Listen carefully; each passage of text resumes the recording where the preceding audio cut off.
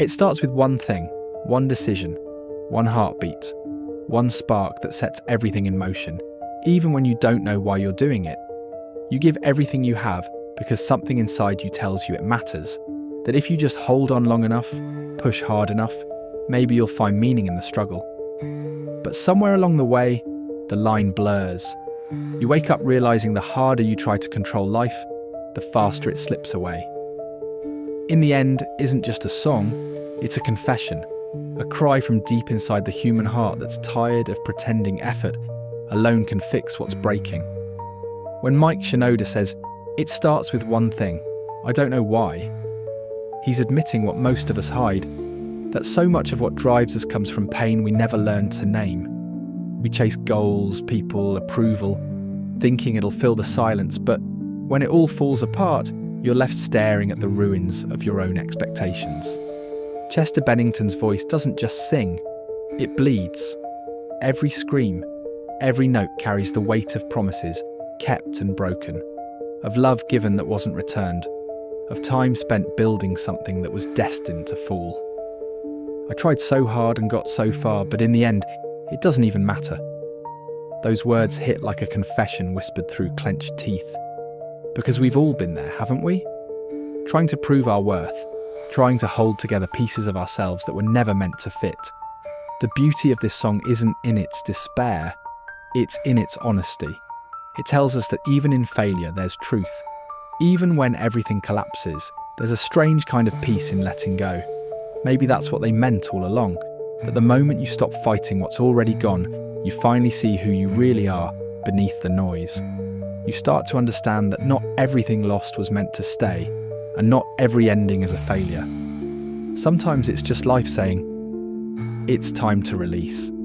And yet there's that ache, the ache of having tried, because trying means you cared. It means you believed, even when you were breaking. That's what makes this song eternal. It captures the quiet war inside us all, the war between control and surrender, between holding on and setting ourselves free. Each verse builds like a memory resurfacing, pulling you back into the moments when you thought love or effort or faith could rewrite reality. And then just when you think you've understood it, the chorus crashes back in, raw, defiant, tragic. And it's like the voice of every person who ever gave their all only to be left standing alone. But maybe that's what makes it so powerful. Because when you sing along, when you let those words tear through your chest, you're not just remembering pain, you're releasing it. You're saying like, yes, I tried, I failed, and I'm still here. There's something sacred about that. Maybe that's what Chester was trying to tell us, that even when it doesn't matter to the world, it still matters to the soul that tried. So when you listen to In the End, don't just hear the pain, feel the transformation underneath it. Feel the exhaustion that turns into acceptance, the breaking that becomes freedom. Because that's what this song is about. The human heart learning to let go without giving up. It's the sound of surrender without defeat. It's the storm before the calm, the heartbreak that births clarity. It's that final breath after the scream, when silence suddenly feels like peace. And in that moment, you realise the song isn't just about losing, it's about rediscovering yourself in the aftermath. You see that the pain had purpose, that even endings can be beginnings in disguise.